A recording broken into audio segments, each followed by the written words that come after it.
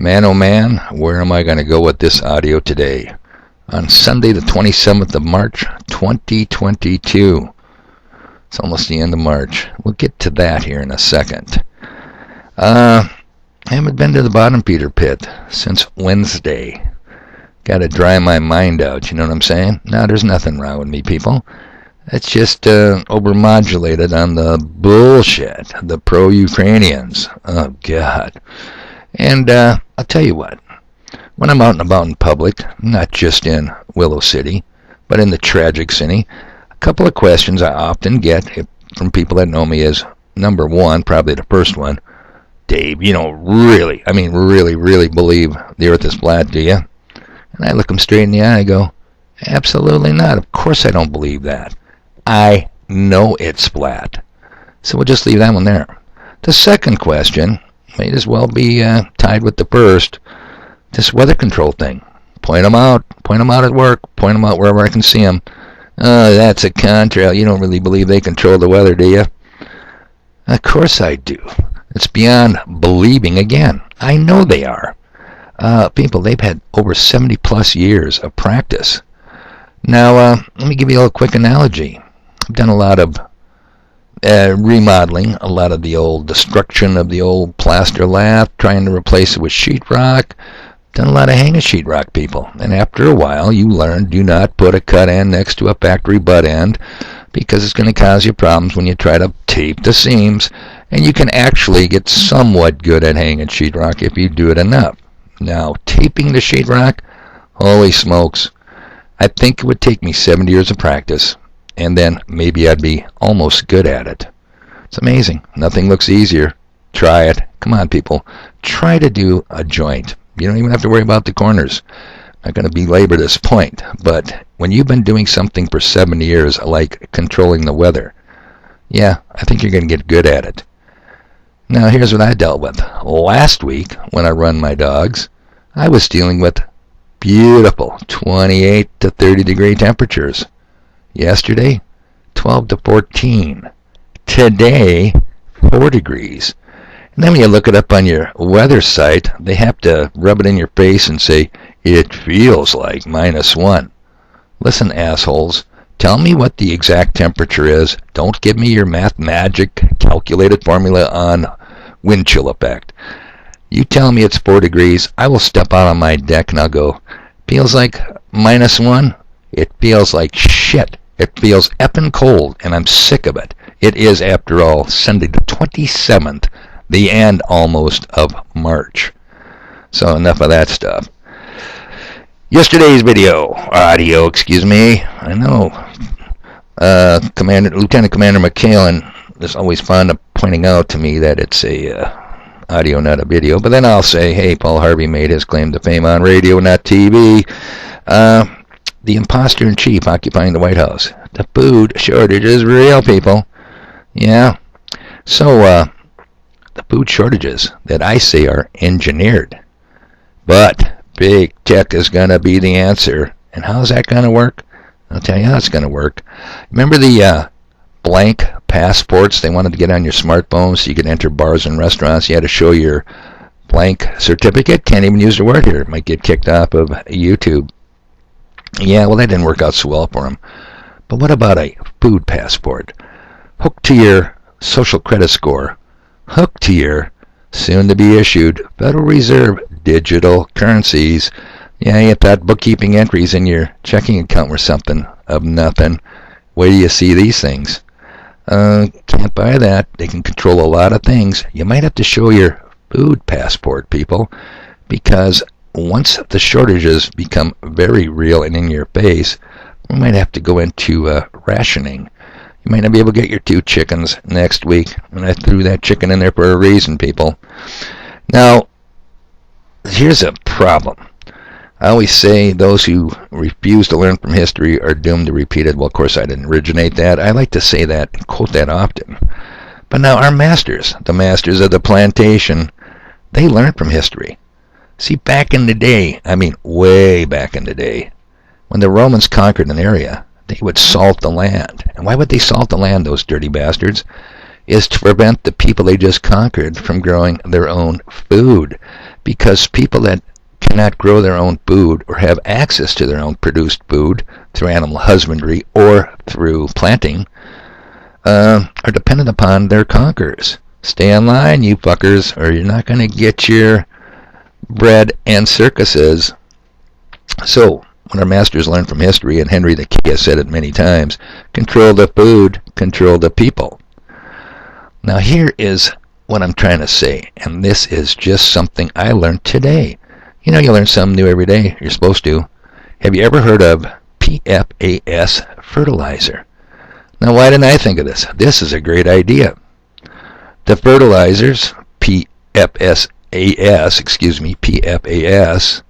in question contain biosolids, sewage sludge sold by wastewater treatment plants after it has been dried and treated for biological contaminants. But it's often not treated for, and here comes that big word, what that PFAS stands for, compounds used in a host of commercial products. Now, what could go wrong with this idea? Let's go to a metro area, I think Pig's Eye Island in St. Paul, where they collect biosludge, full of pharmaceuticals, full of all kinds of contaminants from the human body dumped into the local sewer, and then dry this stuff out and say, hey, local farmers, how would you guys like some free human waste fertilizer? I'm telling you, people, what a novel idea. I can't see anything going wrong with that. Well, the problem is the PFASs contaminate the land.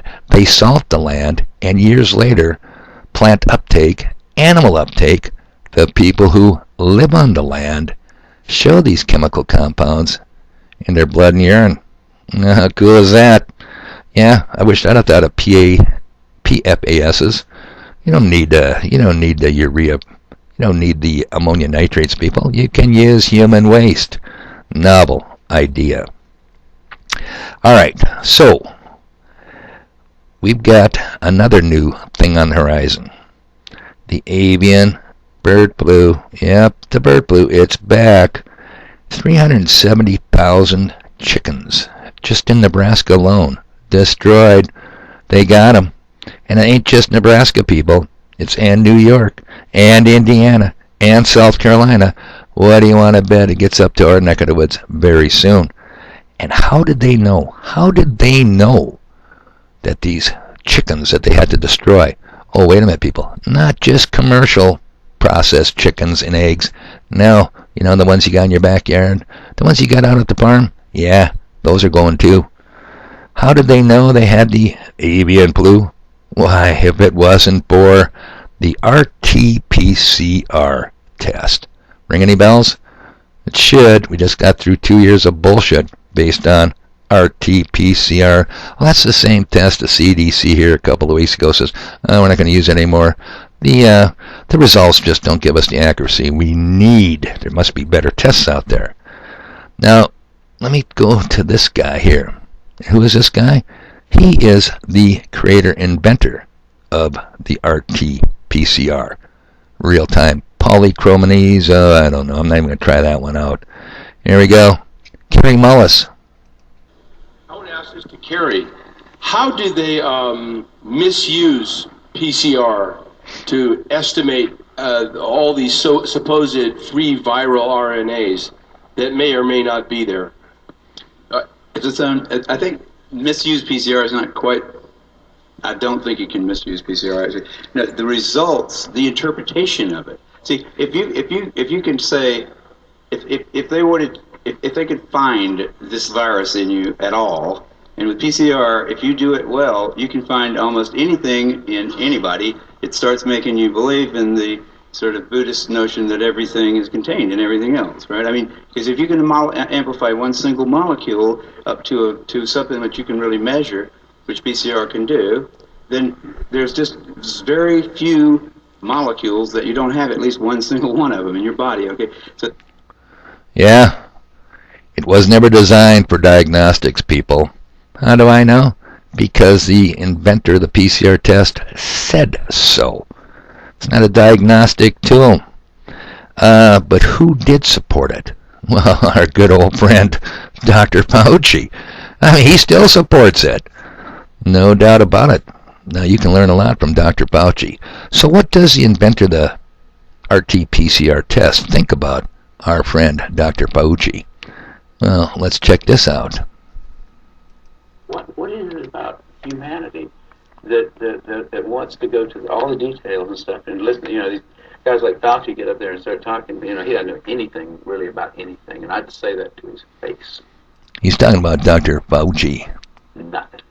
The man thinks you can take a blood sample and stick it in an electron microscope, and if it's got a virus in there, you'll know it. He doesn't understand electron microscopy, and he doesn't understand medicine. He should not be in a position like he's in. Most of those guys up there on the top are just total administrative people, and they don't know anything about what's going on in the bottom. Okay, no sense belaboring that point. Yeah, he'd like to take Fauci and debate him. Pointed out to be a fraud. He'd do it. He wanted to do it in South Carolina University. Guess what, people? He can't do it because he died in August of 2019. Let's see, that was just what? Oh, a month and a half before Event 201. And that was just a couple of months before, you got it, the Mona Corona hit us hard and fast.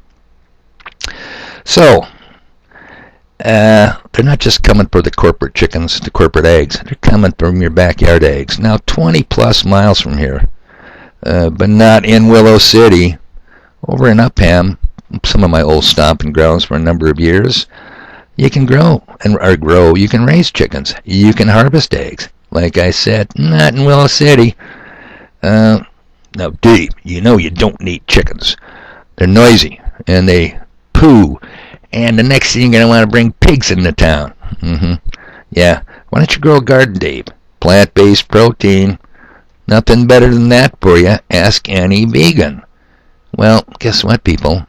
In the state next door, Montana, where the men are men, the sheep are nervous, and Murray's happy. The Montana Department of Agriculture officials urge people to make sure their seeds and plant materials are sourced from only licensed dealers and nurseries. State scientists said it is critical to ensure Montana's gardeners and farmers protect crop quality. Amazing. Saving seeds from planting after planting, seasonal planting after planting, is the way things have been done. But now Montana says, hey, you better just get them from the licensed, reputable sources. And for heaven's sakes, don't even touch your neighbors. Don't share seeds, people. It's almost going to be like sharing medicines. So, I'm going to run this. I'm going to end this real quick. I can see a possibility of a showdown in Willow City. They help close a guy's business, and that's one thing. But interfere with a person's ability for food production could be considered quite another thing, especially in these times before us. Especially when the imposter-in-chief sitting in the White House tells you, going to be food shortages, people. It's real. Now, I'm going to try to get something worked out of town. I really will. But if that fails, and I think I'll just leave it there for now. For a couple of months, who knows, everybody in town might be raising chickens and harvesting the eggs. All right, people. It is 21 minutes after 3. I got stuff to do.